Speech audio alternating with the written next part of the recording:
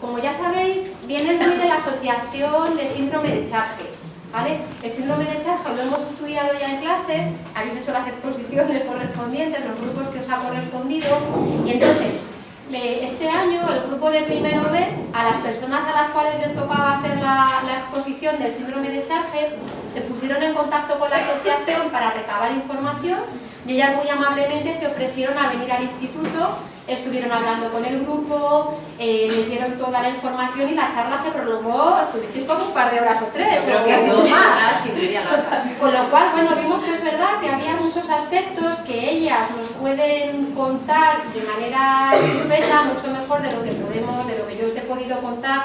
Y entonces nos pareció interesante la posibilidad de que ellas vinieran, aprovechando que sabéis que mañana es el día de las enfermedades raras. Un poco por cuadrante, era preferible que vinieran hoy y es por eso que acuden hoy. Ellas son todas familiares de personas afectadas por síndrome de Charge, ¿de acuerdo? Tenemos a Esther, que está atacadita de los nervios, pues yo le he dicho que esté tranquila, que no pasa nada, que si pasa cualquier cosa, ellas no son profesionales de la comunicación, ¿vale? Que tiene que estar afectada Mónica, que es la presidenta, Inma y Eli. Y luego están Marta y Lara, que son abuela y hermana de una persona, de un niño con síndrome de Charge, ¿de acuerdo? Entonces, nos van a contar, la charla va a terminar a la hora del recreo, ¿de acuerdo? O bueno, esa es la cuestión, si terminamos antes, pues antes hemos terminado. Me comentan y me parece bien que si os parece las preguntas las guardamos para el final de la charla para no irla interrumpiendo y así que sea más ágil y ellas puedan terminar de comentar. ¿Vale? Han venido desinteresadamente, me imagino que no están precisamente sobradas de tiempo libre, con lo cual yo creo que es bueno, creo que lo agradezcamos y que lo tengamos en cuenta. Y nada, bueno, yo espero que os resulte muy interesante, ¿vale? Pues nada, muchas gracias a vosotras.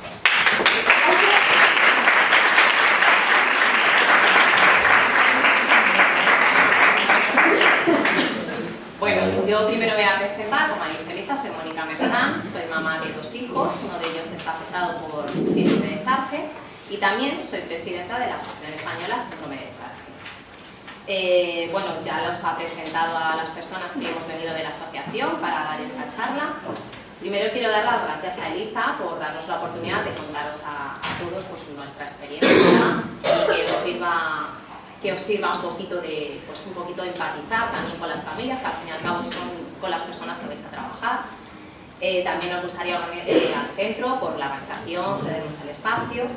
Y por último me gustaría dar las gracias a David Cruz y a sus compañeros por ponerse en contacto con nosotros la primera vez, porque para nosotros significa... ¿No se me oye? Sí. Bueno, porque para nosotros significa mucho que, bueno, pues que unos alumnos que estéis estudiando precisamente para ayudar a las familias se pongan en contacto con nuestra asociación.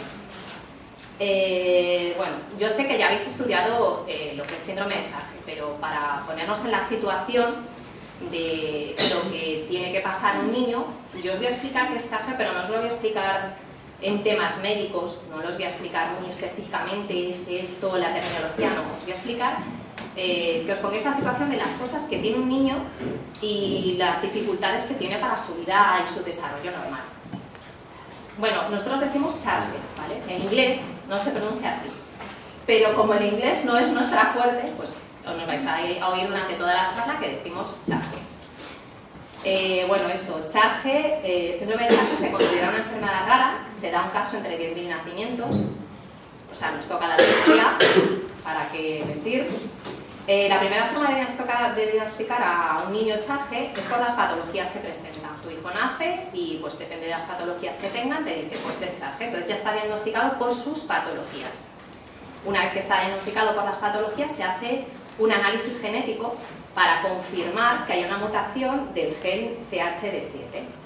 ¿Qué pasa? Que se nos ha dado casos en la asociación que hay niños que están diagnosticados patológicamente por las patologías que presentan, pero el gen mutado, el gen CHD7, da que no está mutado, que está perfecto. Eso nos ha llegado a pensar, a intentar pensar que, y junto con el Departamento Médico de Genética de la PAC, que tiene que haber algo más. Tiene que haber algún otro gen mutado para que se presenten las patologías, pero el gen no esté mutado. Entonces, bueno, pues una de las cosas también que hace la asociación, aparte formación, apoyo a padres, charlas, congresos, es también intentar financiar ese estudio, junto con la ayuda, claro, y la colaboración del equipo de genética de la paz. A ver, perdona si estoy un poquito nerviosa.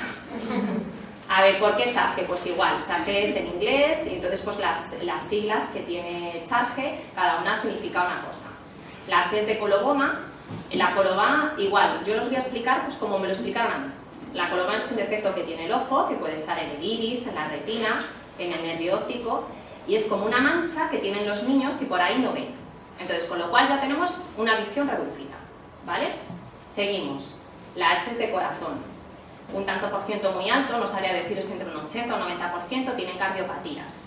Pueden tener el corazón muy grande, alguna comunicación interauricular, bueno, hay algunos que tienen que ser operados urgentemente y hay otros que, bueno, esperan a que el niño sea un poquito más mayor para poder operarles, pero bueno, ya tenemos un niño cardiópata. La atresia de Coanas. Esta sí que es muy característica de los niños Charge. La atresia de Coanas son las fosas nasales, por donde a ti te entra el aire.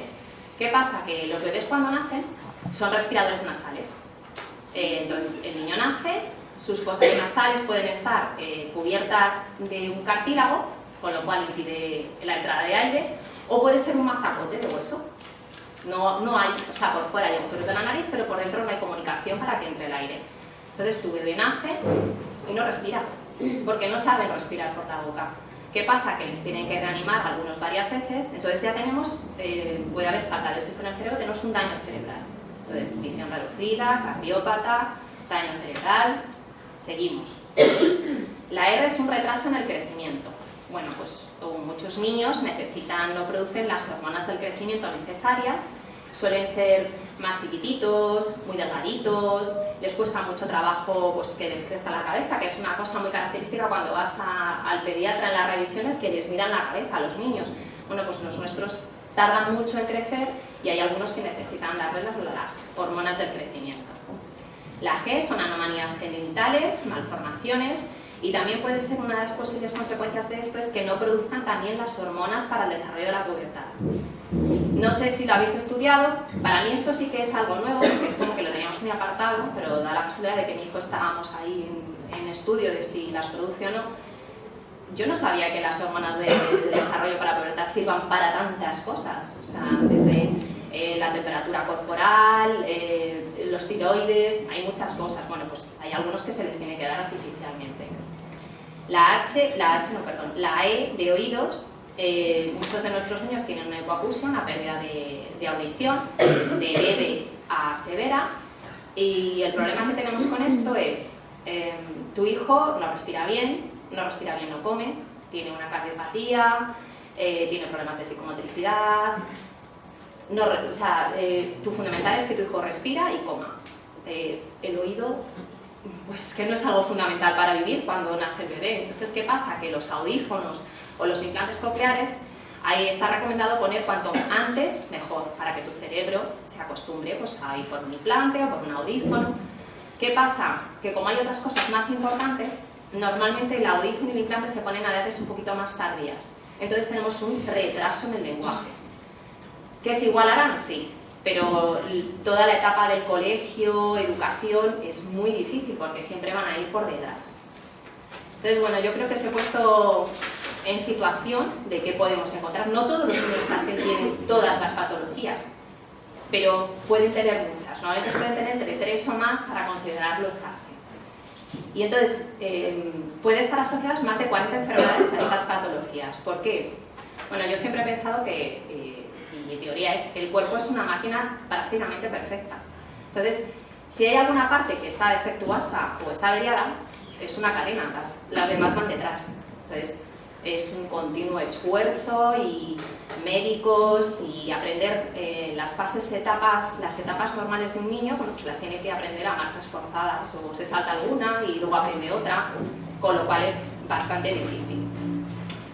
Yo creo que por eso es importante que vosotros que sois futuros especialistas y vais a trabajar con familias, que conozcáis las enfermedades raras. Sé que hay muchas, muchísimas, pero yo creo que cuantos más conozcáis, más podéis empatizar con las familias, lo que están sufriendo, lo que viven, y ponerte en la situación de, bueno, yo le estoy diciendo a esta persona que haga esto, pero es que a lo mejor su hijo no oye bien, no ve bien, no anda bien. Bueno, pues yo creo que es importante que lo conozcáis. Y bueno, ahora yo creo que después de este rollo que os he metido, y yo creo que ya estamos situados en qué puede ser un niño charge, vamos a poner un vídeo para que empaticéis un poquito con nosotras, en este caso, con otras familias en el futuro, qué es lo que se siente cuando tú vas a tener un hijo con cualquier tipo de diversidad funcional. Entonces, bueno, os ponemos el vídeo, le echáis un ojo. Cuando vas a tener un bebé es como planear unas vacaciones. Enseñarte a la playa con el que siempre has soñado, por fin lo vas a ver. Entonces empiezas a comprar de las mejores casas del mundo y hacer planes maravillosos. Vas a tu familia. Vas a echar una larga siesta. Es todo tan emocionante.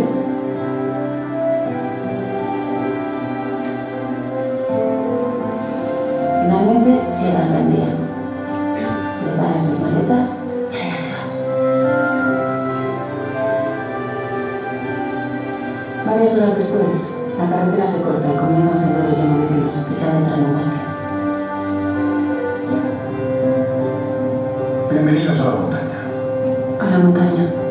Pero si yo iba al mar.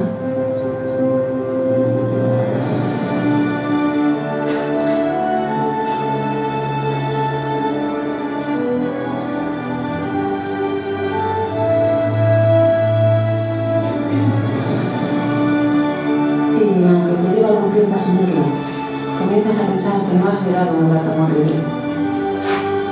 Simplemente es diferente.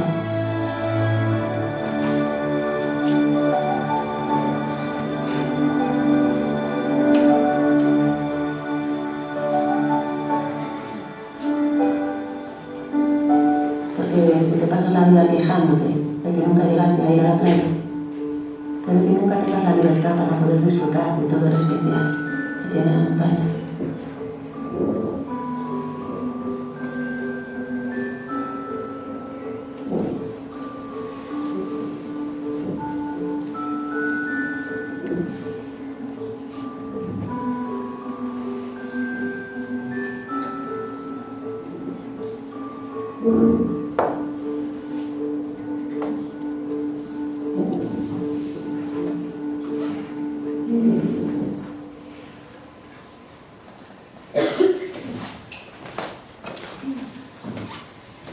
Bueno, yo entiendo que a vosotros no, pero yo cada vez que veo este vídeo me emociono mucho, porque es un fiel reflejo de lo que se dice, pero tal cual explicado, es un símil muy bueno.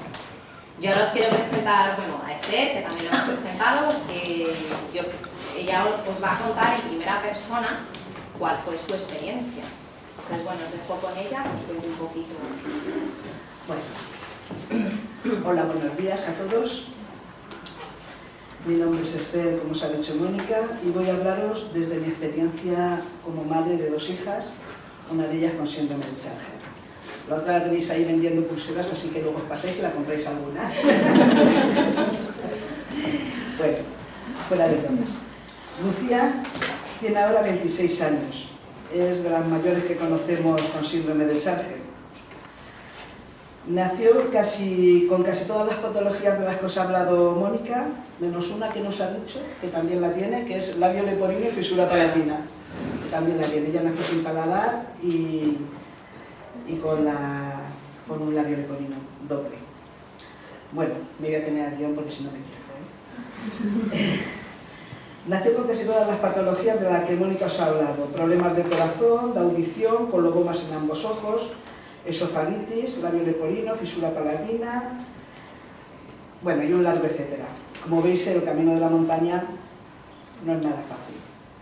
Y no es fácil para ellos, no es fácil para sus padres, que sería lo que siempre pensamos, sino no es fácil tampoco para sus hermanos. Cuando Lucía nació, yo tenía otra hija que tenía 4 años en ese momento. Y yo siempre me he sentido un poco culpable con relación a ella, de que no he podido atenderla, pero el día tiene 24 horas y Lucía estuvo ingresada desde que nació hasta el año y medio, no me la dieron. estuvo año y medio ingresada y luego estuvo en casa con sonda hasta los 5 años, con lo cual mi tiempo era casi exclusivamente para ella. Yo no era una heroína, ni una madre coraje, ni ninguna de esas cosas que nos cuentan siempre cuando nació mi hija. Yo era simplemente una mujer joven a la que la tocó la China, a la que la tocó montaña, cuando todo lo teníamos preparado para la playa. Lo primero que se me viene de esos primeros momentos a la cabeza, pues aparte del dolor, como os podéis imaginar, era el miedo, el desconocimiento, la terrible sensación de encontrarte perdida y no saber qué hacer, de sentirte muy pequeña ante un acontecimiento muy grande que se te viene encima y para el que no estás preparado y no sabes, lo desconoces por completo y no sabes por dónde salir. ¿Y ahora qué? Piensas siempre. Pues yo reconozco que yo en esos momentos lo único que quería era morirme. Así de fácil. Y entonces me di cuenta también del miedo que la gente tiene al dolor. No al dolor resignado y tranquilo, sino al dolor desesperado, al dolor rabioso. Y yo lo que tenía en aquellos momentos era un dolor muy rabioso. Tenía rabia contra el mundo, contra mi suerte, contra mí, contra todo. Y por un lado me sentía terriblemente sola, porque la gente la asustas. Cuando estás con esa sensación, a la gente de alrededor la asustas. Y por otro lado tampoco quería nadie cerca, porque es tu mundo y no quieres saber nada de nada más. Lo que yo hubiera necesitado en esos momentos, pues ahí entraríais vosotros con el que va a ser vuestro trabajo. Pues era alguien que me hubiera asesorado, alguien que me hubiera explicado que yo no era la única en el mundo, que esto era así, que me hubiera indicado los pasos a dar, lo que tenía que hacer, y sobre todo que me hubiera puesto en contacto con otras personas que estuvieran en mi misma situación. Por eso considero muy importante el movimiento asociativo y por eso considero muy importante la que va a ser vuestra labor. Si llegáis a ser buenos profesionales y empatizáis con las personas, si no son un número solo para vosotros o un expediente que hay que cubrir, yo creo que podéis ayudar a mucha gente, a muchas personas como nosotros, a muchas familias y a muchos chicos. Otra cosa muy importante que no quiero dejar de pediros es que aprendáis a no juzgar. Esto que parece una obviedad y una tontería, porque juzgar, pues es muy difícil. Vais a encontraros con tantas situaciones y tantas respuestas ante esas situaciones como casos con los que veáis. Hay personas que lo van a aceptar con entereza y con energía y fuerza, y personas que se van a desesperar, personas que se van a agarrar a vosotros como a un clavo ardiendo a vuestra ayuda, personas que no querrán saber absolutamente nada de nada y sobre todo de vosotros. Y hay personas que huirán de la situación. Ocurre en muchas ocasiones, aunque os parezca sorprendente. Hay personas que huyen de la situación, que se refugian en cualquier cosa, que no quieren aceptarla y se refugian desde el que se va todo el día a trabajar, desde por la mañana hasta por la noche, para no ver lo que hay en su casa, hasta el que se da el juego, hasta el que se da la bebida, hasta los que se da... Eso somos más las madres, a los ansiolíticos. Como no podemos escaparnos de los demás, nos vamos a los ansiolíticos. Bueno, lo que quiero deciros es que no los juzguéis, que es muy fácil juzgarlos, pero que nunca sabemos cómo vamos a reaccionar ante una situación límite hasta que no nos vemos en ella, y que tenéis que armaros de paciencia y aceptarnos en cada etapa. Y nada más, solo quiero daros las gracias porque creo que habéis elegido una profesión llena de matices y preciosa, desde la que podéis ayudar a muchísimas personas. Y ojalá cuando mi hija nació, que ya hace 26 años, como lo digo, hubiera habido alguien cerca de mí que me hubiera enseñado qué camino seguir y su ayuda. Los que vienen detrás van a tener mucha suerte de teneros. Muchas gracias.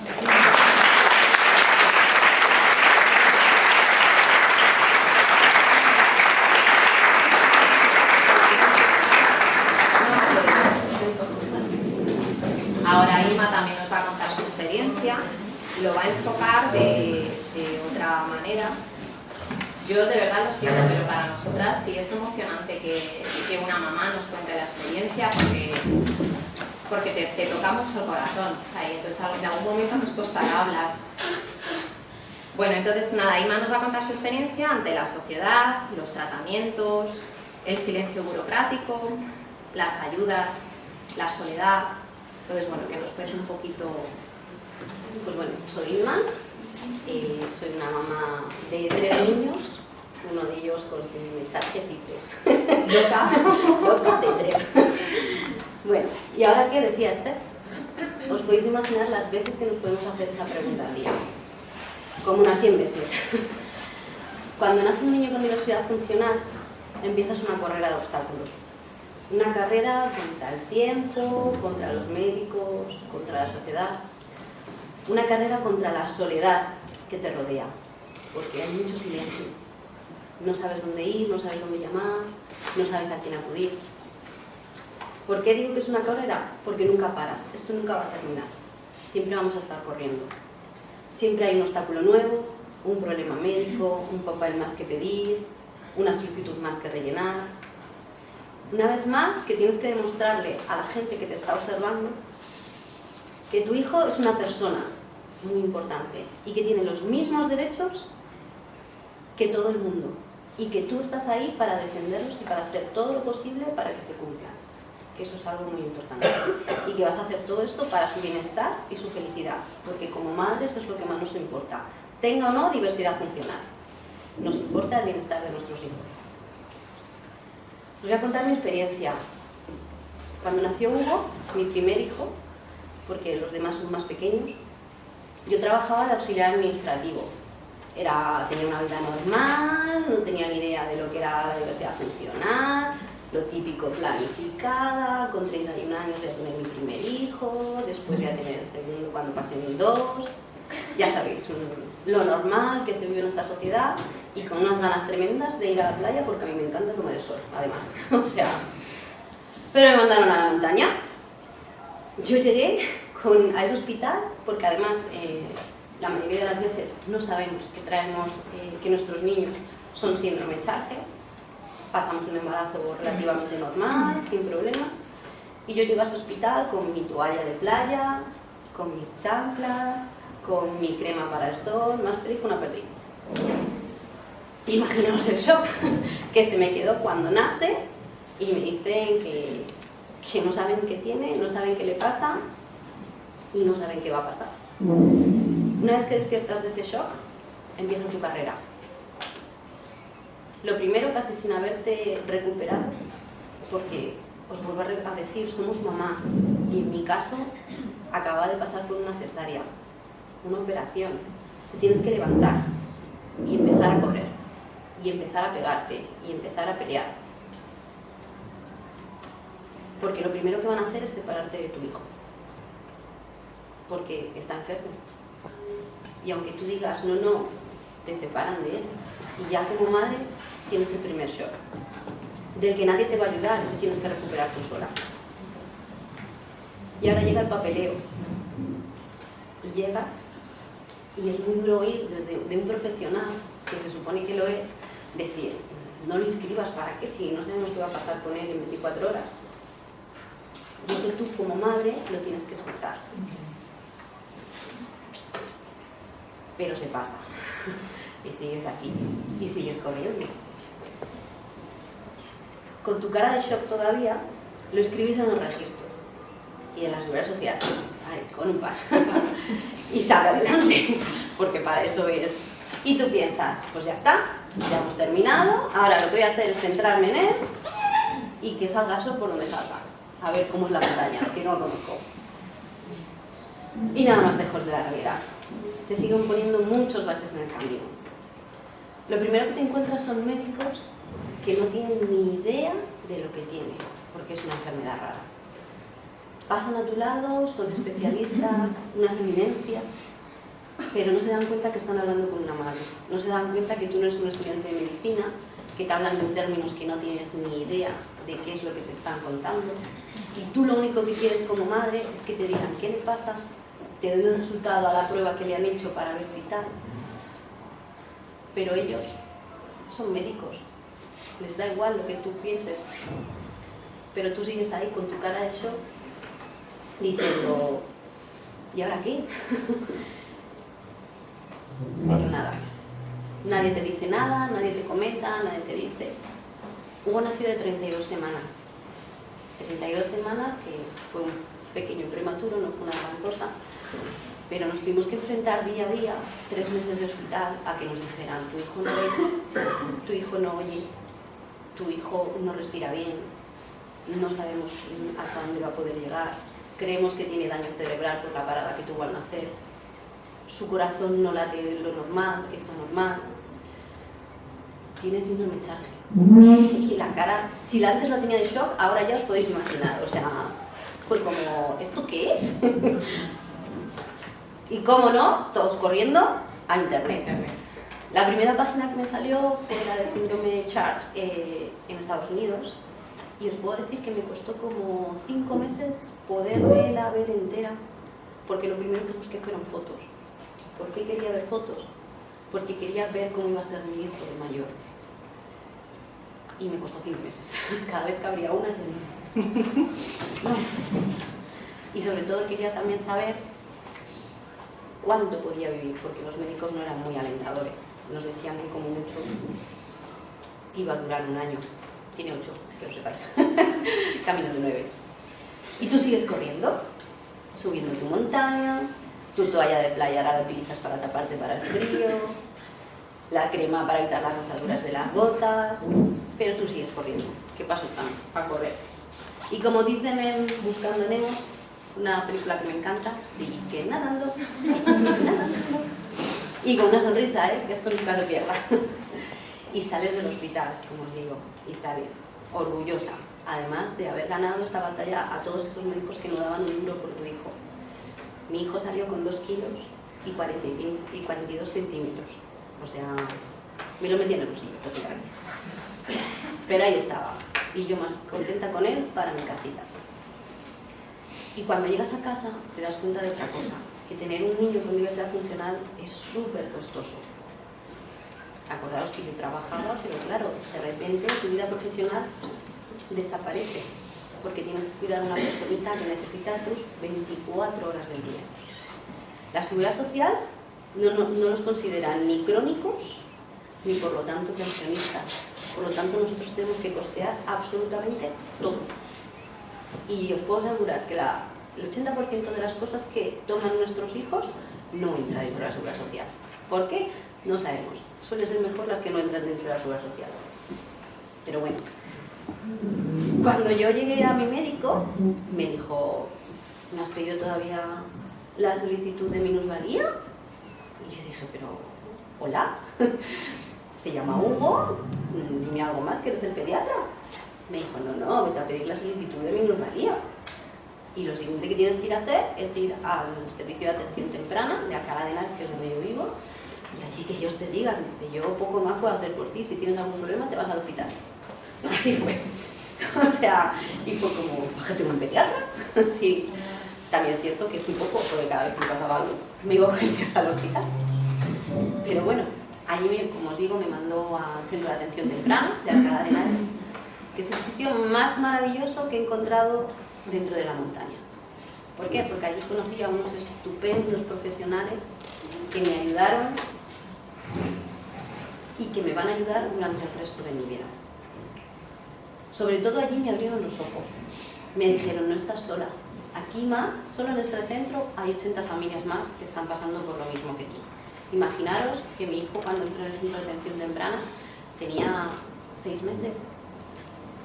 Yo estaba aterrada, sola, tenía muchísimo miedo. Ahí conocí a Mónica además. Sí. Súper curioso que en la misma ciudad haya 2 Charge. O sea, sí, porque Charge es difícil encontrar. es muy complicado. Pero empezaron las terapias y empecé a ver los avances. Y desde entonces os prometo que nunca, nunca he dejado de creer en la capacidad que tiene mi hijo para sobreponerse y sobrepasar todos los límites que su enfermedad le ha puesto.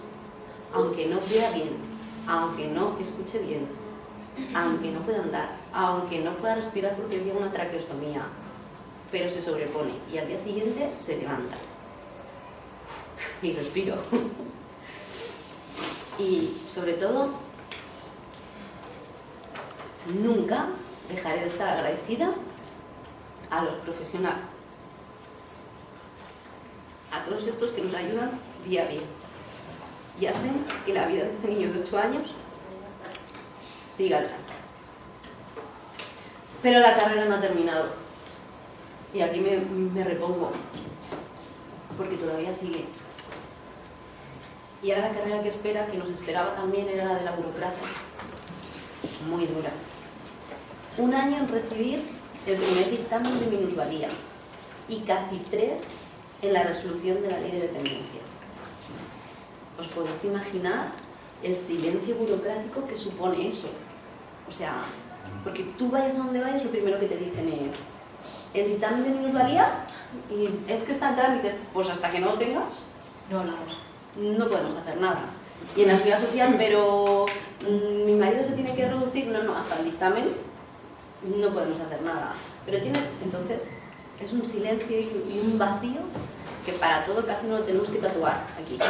Dictamen, 65%, no sé qué, porque es que, vamos, con ello ya te abren las puertas, pero mientras tanto tú llamas y llamas.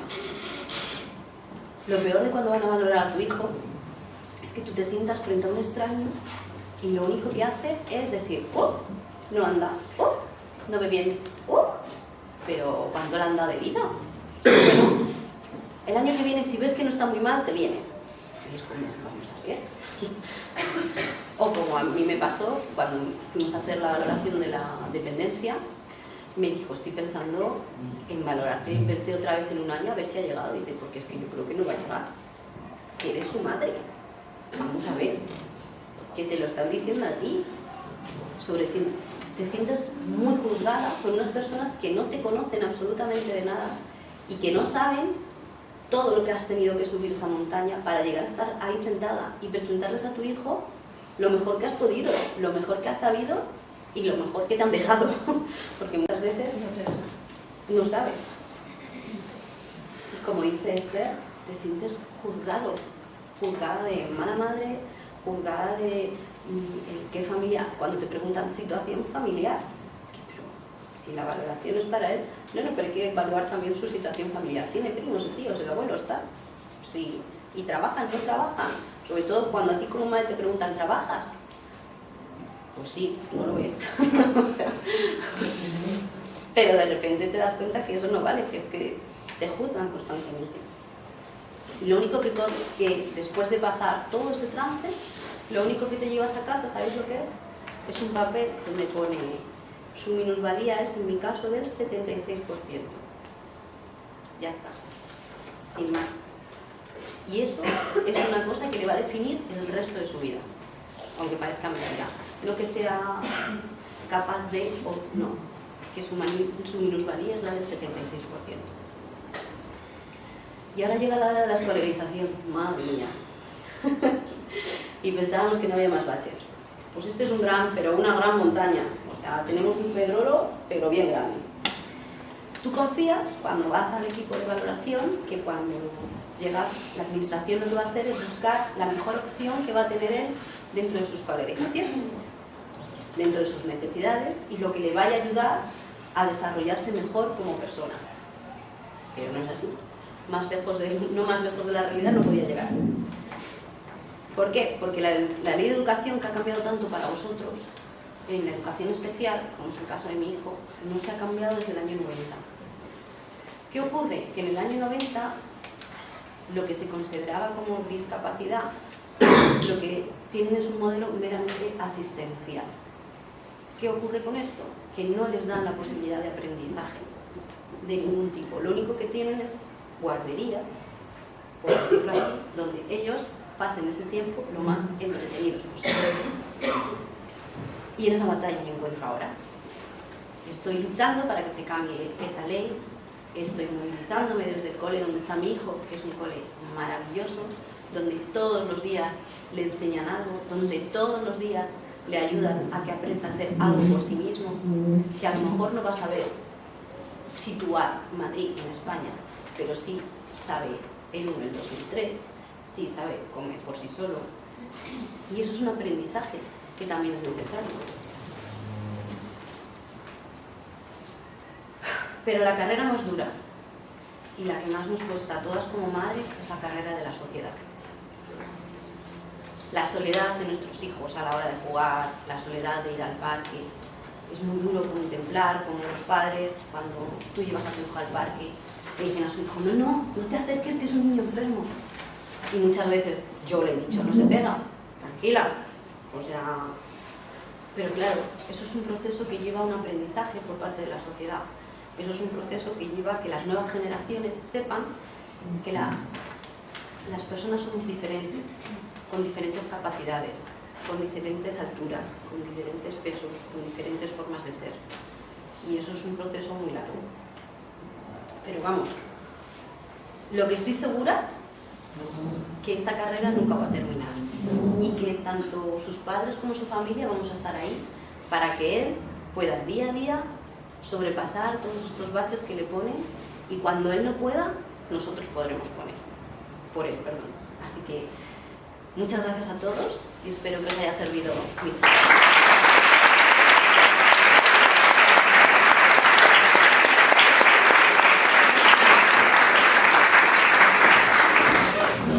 Bueno, yo no sé vosotros, yo lo paso mal. Ahora os vamos a poner el último vídeo, ¿vale? Luego hablaré yo si puedo, si no me cuesta. Pues igual, para que, espero que viéndolo encontréis, os identificáis con alguien de esta parte del cuento.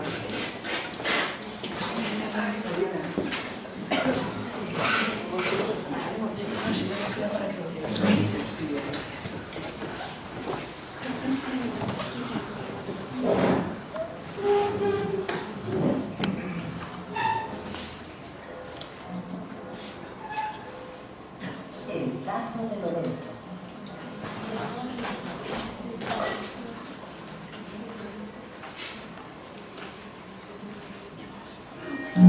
Lorenzo siempre camina arrastrando un cacito. Un día le cayó encima. No se sabe muy bien por qué. Por culpa de ese cazo, Lorenzo ya no es exactamente como los demás. Necesita mucho cariño. A veces incluso llega a ser molesto.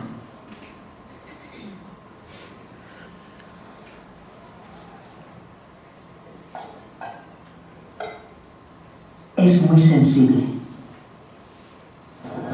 y tiene una gran sensibilidad artística. Tiene muchas cualidades.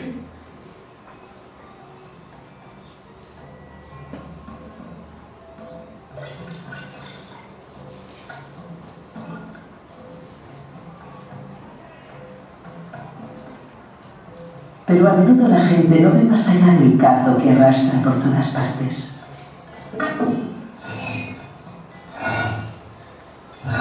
Les parece extraño, incluso inquietante.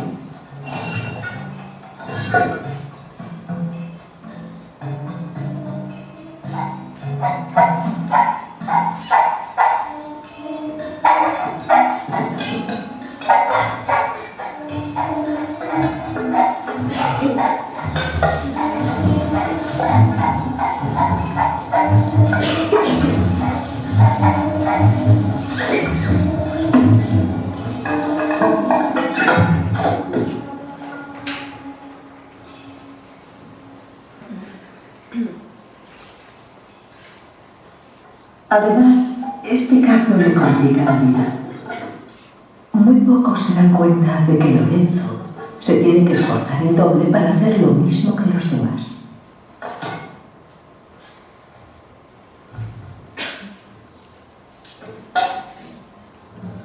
A Lorenzo le gustaría mucho deshacerse del cazo, pero es imposible.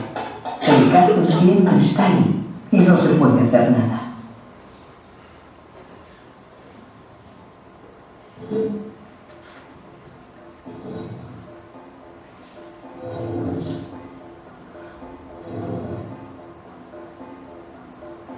Un día no puede más y decide esconderse. Y se queda en su escondite mucho tiempo. Poco a poco la gente se olvida de él y ya no le pide nada.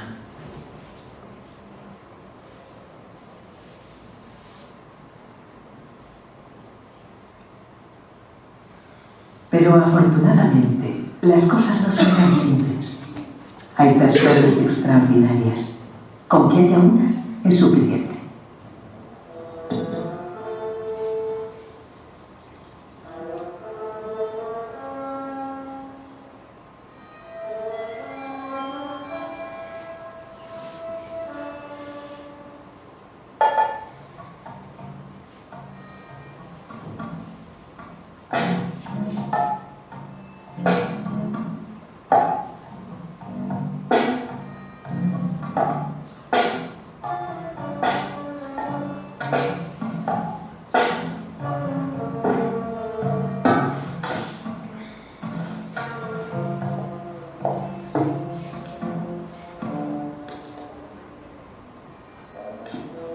Le enseña a espabilarse con su cazo.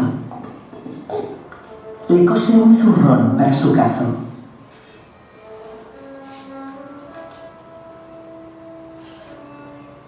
Ahora le ven muchas cualidades. Aunque Lorenzo siga siendo el mismo de antes.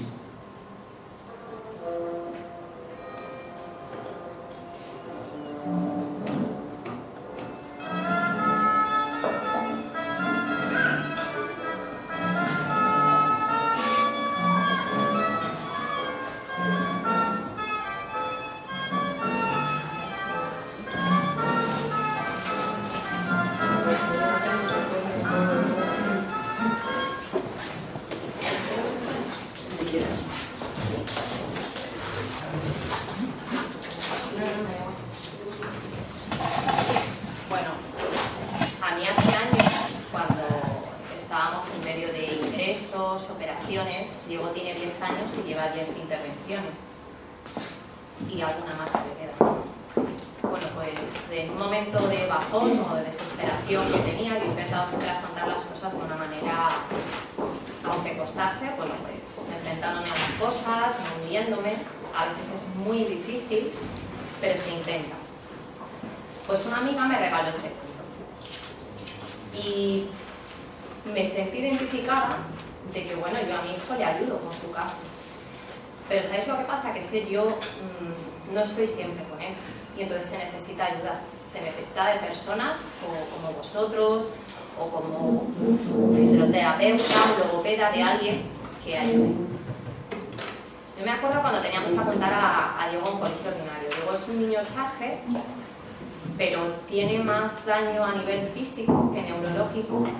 Pues corazón, riñón, sordo. Es más físico que a lo mejor un daño cerebral, un pequeño retraso madurativo. Bueno, pues ¿para dónde le apuntamos? Pues a un colegio ordinario. Con sus apoyos, evidentemente, su profesora de AELA, audición y lenguaje, su profesora de apoyo. Pero bueno, nosotros queríamos que intentásemos que el niño fuese a un colegio ordinario normal. Y es muy duro que tú vayas a un equipo, una orientadora, con el equipo de sordos, en este caso era quien nos aconsejaba el colegio, y como dice Inma, tú esperas que te vas a encontrar unos profesionales que van a mirar las capacidades que tiene tu hijo, también las dificultades, pero no solo las dificultades, sino las capacidades que tiene tu hijo y acorde a eso le apuntas a un colegio. Bueno, yo quería que fuese un colegio. Bueno, pues la profesional del equipo de sordos, todavía me acuerdo que me senté frente a ella y otras 3 personas más y me dijo que era una mala madre. ¿Cómo que soy una mala madre? Sí, porque le vas a apuntar a un colegio ordinario, se lo vas a poner mucho más difícil en la vida. ¿Tú te das cuenta de las dificultades que va a tener tu hijo a la hora de aprender el lenguaje con el resto de sus compañeros? Yo le dije, ¿quién eres tú para decirme que soy una mala madre? ¿Me conoces? No. ¿Conoces a mi hijo? No. No lo conoces, has visto unos informes, tú no le conoces. ¿Me puedo equivocar, evidentemente, por llevarle a un colegio ordinario? Por supuesto que sí. pero ¿quién eres tú para juzgarme? Pues tienes que aguantar ese tipo de cosas. Tienes que aguantar que alguien te diga que eres una mala madre, con eso tú te vas a tu casa y claro, tú dices, joder, ¿me estaré equivocando? ¿Lo estaré haciendo bien? ¿De verdad no se lo estoy poniendo tan difícil a mi hijo? Bueno, pues yo lo hablé con mi marido y dije, va a ir a un colegio ordinario. Y si vemos que no llega, para cambiarle, siempre hay tiempo. Pero al revés, es bastante más difícil. Si yo le hubiese metido a Diego en un colegio de sordos, que está muy bien para posibilidades para otro tipo de niños o para otro niño que tenga otras características, por supuesto, no es una opción mala. Pero yo quería intentar la otra. Y él me ha dado a demostrar que sí puede. Nosotros somos muchas veces las que, tanto los profesionales como incluso nosotros mismos, los que les pensamos y les ponemos la barrera de no van a poder. No lo sabes. Ya, pero es que según sus características es que es imposible que aprenda este. Es que no lo sabes. No sabes hasta dónde va a llegar. El cerebro, que yo sepa, todavía no lo han estudiado todo y no saben cómo son las conexiones exactamente. Es algo virgen por estudiar. Bueno, pues ahí está. A su colegio ordinario, siempre pendiente. La educación es tan difícil, tan difícil. O sea, en muchos colegios, yo me encuentro muchos colegios que no quieren a niños con ningún tipo de dificultad. ¿Por qué? Porque les baja la media de su colegio. No lo quieren. Pero si mi hijo tiene los mismos derechos, ya. Pero es que es lo que hay. Entonces, ¿qué haces tú? Pues irte a uno que los tenga. Porque si ya tienes que luchar con que le des sus apoyos, sus horas que le corresponden, que les adapten su material, encima voy a luchar con un sitio que no lo tiene. No. Bueno, pues yo creo que eso, que tomamos la decisión acertada. Y ahora os voy a contar otro proceso muy doloroso y reciente. Para mí es difícil contarlo, igual que supongo que para ellos ha sido difícil. Yo creo que os tenéis que dar cuenta, ponernos en una situación que nos estamos abriendo completamente y expresando nuestros sentimientos que muchas veces ni a nuestra propia familia se los expones para no hacerles daño, para que no se preocupen, para que vean que todo está bien, que lo tienes controlado. Bueno, pues el último proceso doloroso ha sido el bullying. Eso que se oye tanto, que está tan de moda, el bullying. Que tú crees que a ti no te va a tocar. A mí, no. Eso le tocará a la hija de la vecina, pero a mí no. Pues sí. A ti sí. A mí sí me ha tocado, no a mí. A mí no. O sea, él lo ha pasado mal. Yo soy consciente de que cuando llega a la adolescencia se va a tener que enfrentar a insultos, se va a tener que enfrentar, pero yo creo que como el resto, ¿no? Un poco de todo lo que sea distinto asusta, da miedo y bueno, se te califica por eso. Y hay que forzar su personalidad para que él pueda con ello. Pero es muy humillante que a tu hijo le peguen, que a tu hijo le tiren sus prótesis, se lleva un audífono, un implante coclear, que se lo tiren, que le peguen, que eso pase en el colegio. Eso es, o sea, a mí me parece que yo decía, no puede ser en el colegio, o sea, no lo entiendo, no hay profesores, no están vigilando. Pero lo más humillante es que tú lleves al colegio de buenas, desesperada, con angustia, y te diga la directora que bueno, que es que eso lo tienes que demostrar. Perdona. ¿Demostrar cómo? ¿Te enseño los cardenales? Efectivamente, vas al hospital, haces un parte de lesiones y enseñas los cardenales. Sí. Y los insultos, por supuesto. Vas a comisaría y lo denuncias. Claro. Tienes que llamar al resto de las madres para ver si sus hijos han escuchado cómo insultaban al tuyo. Pero vamos a ver, mi hijo tiene 10 años, tenía 9, pero ¿por qué tengo yo que demostrar tanto que han pegado a mi hijo? Te estoy diciendo lo que ha pasado y te lo estoy diciendo de buenas. Pues no es así. O sea, para que un colegio tenga el bullying, para ellos es una desgracia. Está mal visto, no se van a querer apuntar más niños. Qué mal, ¿no? ¿Qué equipo más malo? Pues no, ocurre en colegios muy buenos y en colegios no tan buenos. Ocurre en todos los colegios. Y no pasa nada, lo que hay que hacer es poner los medios. Y vigilar y actuar y poner un protocolo. Pues no. Tú tienes que pasar por ese proceso.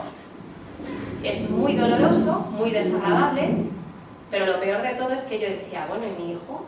¿Ahora qué? ¿Le va a afectar psicológicamente?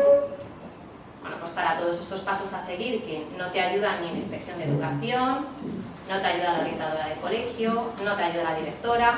¿Dónde fui? Pues a una asociación para que me ayudasen. ¿Qué hago? ¿Cómo hago estos pasos? ¿Qué hago para defender a mi hijo? Bueno, pues una asociación para que veáis lo importante que son las asociaciones en nuestra sociedad. Yo creo que cumplen un objetivo que el Estado, que las FSI no nos ayuda, no lo tienen contemplado. ¿Por qué? Porque no gusta. No gusta, es molesto. Bueno, pues es que esto existe. Y a mi hijo, gracias a Dios, no lo aceptó. Pero hay otros niños que les afecta. O sea, mi hijo a los 3 días me dijo: mamá, he hecho las paces con los niños, llama al comisario y dile que no los metan en la cárcel. Eso lo hace un niño. Yo sí, digo, a la madre la arrastro. Perdonadme.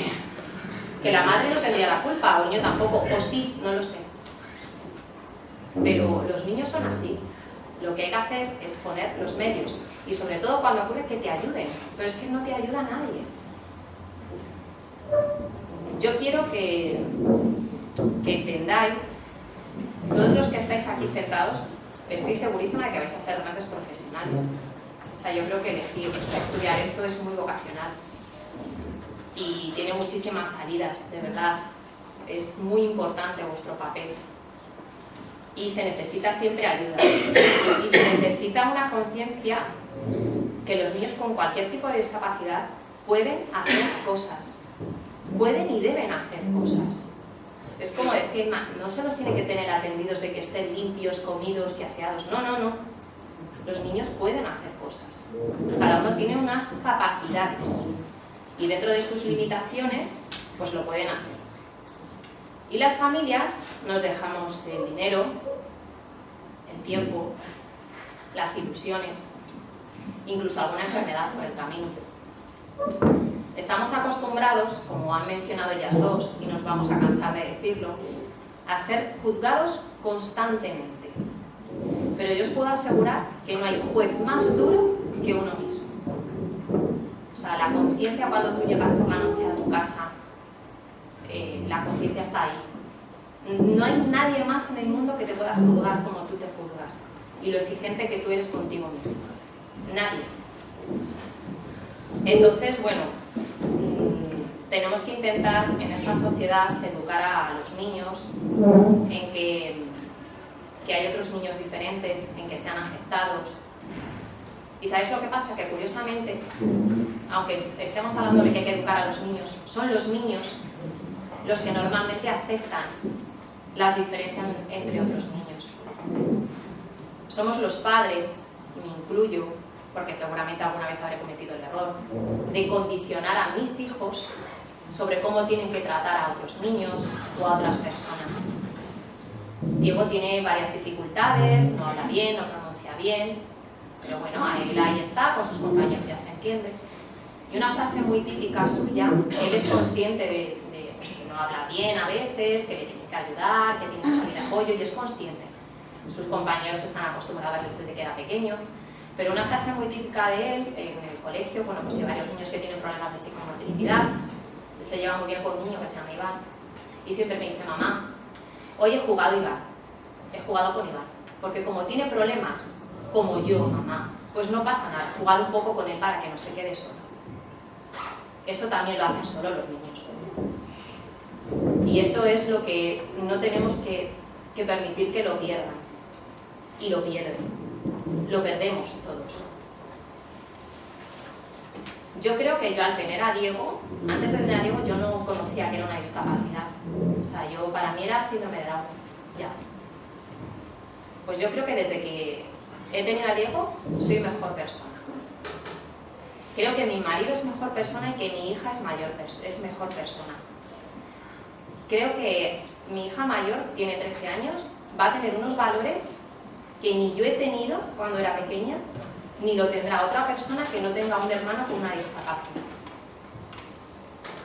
Yo quiero daros las gracias a todos por escucharnos, por compartir con nosotros las experiencias.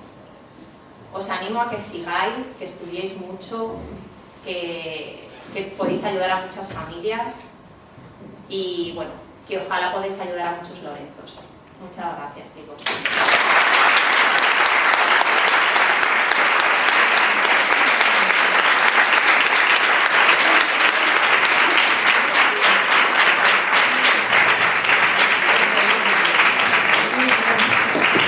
Pues nada, chicas, fenomenal. Me imagino que a lo mejor alguien quiere hacer alguna pregunta. Que nos cortéis Sí, por preguntarnos sí. cualquier cosa, que no nos va a hacer daño, ni nos va a ofender, ni de verdad, que preguntéis lo que queráis. Y, No sé, y si escribid, nos contáis un a ver si se van a poquito ofender. de la asociación Sí. y por qué la habéis creado, si os parece, yo creo Sí, que... primero si quieres preguntarnos. Sí, me gustaría saber qué equipo te ayudó, qué profesionales te ayudaron en la atención. Cuando vas a atención temprana, la primera persona que te ve es una trabajadora social y luego te manda a un equipo que lo que hacen es valorar al niño, juegan con él y valoran un poco qué necesidades puede tener. Una cosa es la realidad, qué necesidades puede tener, y otra cosa es la que la administración les deja que te den. Es muy diferente. Porque aunque parezca mentira, lo valoran en horas. Luego ya atención temprana hace con ello lo que puede. Este niño necesita 3 horas de apoyo. Entonces en esas 3 horas dice, mira, hemos pensado darte 2 de fisio y 1 de logo. Entonces va un poquito en esa media. Luego, dentro de cada equipo de atención temprana, de cada ciudad, comunidad, etc., es distinto. Hay veces que tenemos fisios, especialistas en boita, distintas técnicas de fisioterapia.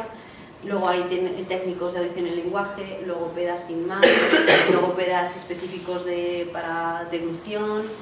Van un poco valorando las capacidades del niño y las necesidades dentro del horario que le marca lo que es el Departamento de Atención Temprana de la Comunidad de Madrid. Que es La el que rige estructura que tiene la Comunidad de Madrid está bien. Sí, está bien y hay buenos profesionales, pero claro, aquí jugamos con el hándicap del dinero, del presupuesto, de la cantidad de niños que a lo mejor una profesional tiene 50 niños y dices, ¿cómo lo hace? En nuestro caso, Hugo es más pequeño que Diego. Cuando yo entré al equipo de atención temprana tuve que esperar, creo que fueron 2 meses, porque había lista de espera para entrar a empezar con las terapias. La última noticia que yo he tenido es que en la Comunidad de Madrid había una media de 200 niños en espera para ser atendidos por atención temprana. Muchos de ellos que eran o bien con enfermedades adquiridas o bien niños prematuros, cosa que ahora es muy habitual. Los niños prematuros también van a atención temprana para ayudarles en el desarrollo. La estimulación temprana es esencial. O sea, mi lema siempre ha sido todas las terapias, niños que están ahora bien trabajados y que han tenido todas esas terapias van a ser personas que en el futuro van a tener menos dependencia. Entonces, si no queremos llenar residencias de personas sin movilidad, tenemos que trabajar ahora con estos niños. No sé si alguno más tenéis alguna pregunta, alguna duda, alguna inquietud. Pues habla de la asociación. Pues nada, os voy a contar un poco de la asociación. La asociación se creó en el 2011, nos pusimos todos en contacto por internet, lo clásico, te metes en internet para ver si hay alguien igual que tú en el mundo. Y bueno, pues a través de las redes sociales nos pusimos en contacto. Yo llegué en el 2.º año, creo, ¿no? Sí. Llegué en el 2.º año y bueno, pues desde entonces celebramos un congreso anual. Como Charge es tan extenso en sus patologías, pues cada año nos reunimos en una comunidad, Sí, una ciudad. La asociación es española, Sí, y por lo tanto intentamos que acuda al congreso la mayor número de afectados posible. Entonces eso lo facilitamos de esa manera, que cada vez lo celebramos en un punto para que los afectados de la zona les sean menos costosos, porque claro, lo que os he dicho antes, lo costeamos nosotros todo. Entonces, bueno, pues eso, viene un especialista y nos habla pues de la patología en Charge. Gracias a estos congresos hemos hecho que médicos estudien más en Charge. O sea, quiero decir, no es lo mismo tener una pérdida de audición en un niño que no tiene nada, que tener una pérdida de audición en Charge, que aparte de la pérdida de audición tienes una malformación del oído. Entonces, gracias a los congresos y a que hemos implicado a médicos a que vengan a los congresos, han hecho un estudio sobre Charge. Entonces, bueno, yo creo que eso es un punto positivo a nuestro favor. La parte técnica y la parte humana es que nos conocemos. Porque es muy importante, porque te sientes muy solo, porque como es un síndrome muy raro, no sueles conocer a nadie, pues el hecho de de juntarnos y decir, pues mira, aunque somos muy diferentes, porque en Charger hay una diversidad absoluta, pero te da mucha proximidad y mucha complicidad el conocer a otras personas que más o menos están pasando por lo mismo. O han pasado porque... Nosotras nos referimos siempre a nuestra familia Charger, porque nos vemos de año en año en los congresos, pero siempre, pues tal, pues ha pasado esto, pues sabemos cuando nos operan, sabemos cuando estamos ingresados, tenemos un WhatsApp de mamás y somos todas muy cotorras y allí exponemos todo, desde lo que les pasa a los niños hasta la situación que estamos viviendo nosotras. Y no hay nadie mejor que te entienda que una mensaje, que muchas veces es... y abre camino, porque nosotras hemos pasado por cosas que los niños que acaban de nacer van a pasar, pero ya les hemos abierto una vía de qué tienen que hacer, a qué especialista tienen que ir. Mónica abrió una vía a nivel, para ponernos un ejemplo, a nivel de audición, que su hijo no tiene el nervio auditivo. El nervio auditivo no lo tiene. Pues como locas fuimos todos al otorrino y decir, que hay un niño que no tiene nervio. Y le han operado. Y le han operado. Y entonces todos haciéndonos escáner, todos haciéndonos pruebas para ver si los niños tal, era una característica Charger o no. No fue así, pero ya incluso el mismo otorrino, gracias, porque así tengo una vía por donde buscar, vamos a ver por dónde salimos, o sea que... Hay muchos Charger también con problemas de conducta, no es dentro del mismo síndrome, pero es verdad que hay muchos chicos con problemas de autismo, problemas de conducta, y eso también, el poner, pues el mío esto, pues el mío... Pues yo hago esto. Pues yo hago esto, ¿le habéis dado alguna tal? ¿Alguien me ha dicho el médico que me dé esto, y otro me ha dicho que con eso se me va a caer la baba, y otro me ha dicho... Eso te da mucha... el que otro diga, pues eso yo al mío se lo di muy bien o muy mal, o te da un poco... El caso es un desahogo, aunque no sea nada más que el desahogo. Sí, no, y sentirte acompañado, es un camino muy difícil y sentirte acompañado, está claro que no todos los casos son iguales, pero vamos... Y yo no puedo presentarme en la puerta del colegio que mi hija ya tenía bronquitis y le he tenido que poner el oxígeno al 2,5 o al 2,5. ¿Yo qué hago? Voy a la puerta, ¿qué tal la noche? No, porque le puse a mi hijo el oxígeno al 2,5, entonces me mirarían como, ¿esta de dónde ha salido? Ya, pero para mí eso es algo muy normal. Para ella es muy normal, para ella puede ser normal, pero para una mamá... Yo he sido mamá antes, o sea, yo tengo un hijo mayor. A mí me viene alguien y me dice, le he puesto el oxígeno esta noche, me hace urgencias y digo, joder, ¿qué pasa en tu casa? Bueno, pues para mí es algo normal, bueno, para ellas también empatizas, te sientes arropada, no te sientes sola, pero vamos, también hablamos de, oye, un día fatal, no sé qué hacer, no sé, cosas que no puedes comentar con otras mamás, que son mamás igualmente, pero... Y últimamente lo que recibimos son muchas consultas de profesionales, que no saben por dónde seguir, que no saben cómo actuar, que tienen en su asociación, en su colegio, como terapeuta, tienen a un niño afectado y no saben qué tratamientos, si hay algo ya escrito de cómo deben hacer. Entonces, la asociación sobre todo es eso, muy importante, que ahora mismo la asociación la formamos padres. Luego también hay que tener en cuenta que es un síndrome que se ha descubierto relativamente muy poco, con lo cual se desconoce casi todo. Ahora está empezando... 40 años el primer caso, pero vamos, 20 años. De hecho, al principio no se consideraba ni síndrome, era una asociación. Asociación de patologías. Porque no se le consideraba, o sea, que es una enfermedad, existiría de siempre, pero conocerla es nueva. Entonces, yo cuento siempre mi experiencia. Mi hija tiene 26 años, es de la asociación la mayor. Yo conozco otra persona mayor que ella, pero la única en Canarias. Y yo cuando nació Lucía es que no sabía absolutamente. Yo iba a los médicos y lo que era. Yo iba al médico, el médico de cabecera, venías... me acuerdo cuando Lucía a los 14 años la pasaron a médico de adultos, que era una cosa...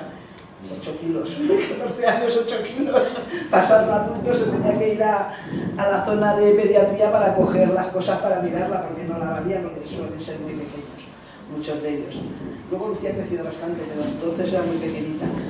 Y tiene síndrome de Charger. ¿Qué es eso?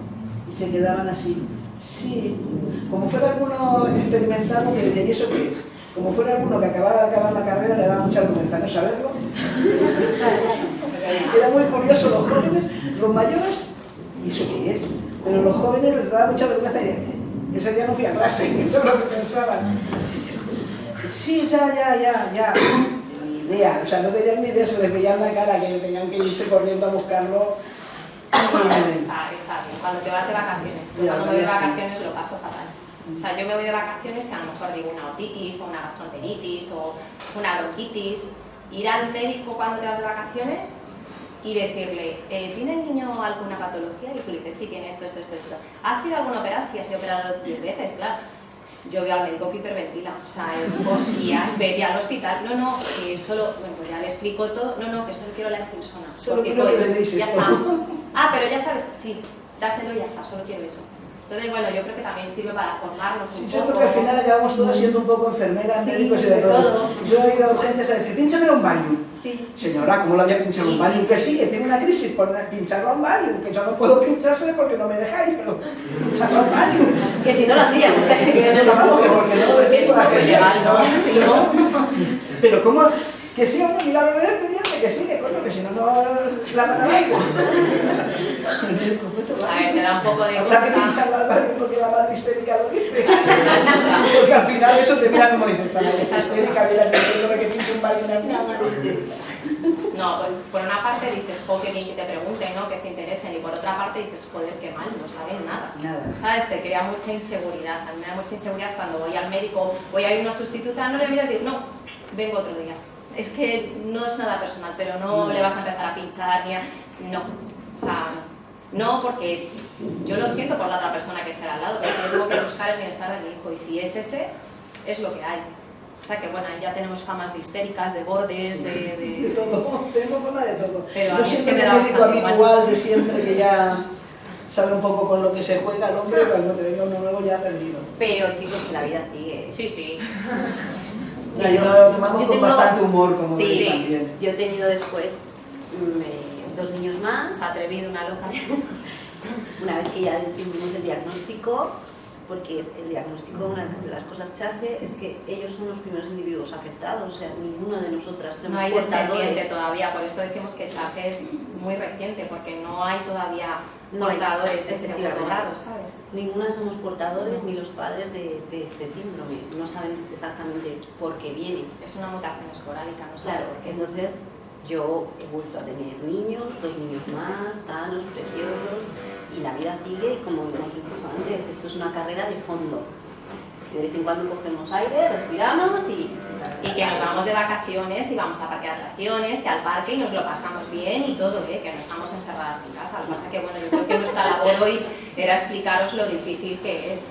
Pero que hacemos de todo, que se puede ir en avión y ir a otros países, llevas un maletín de medicación y etc., pero se puede, claro que sí.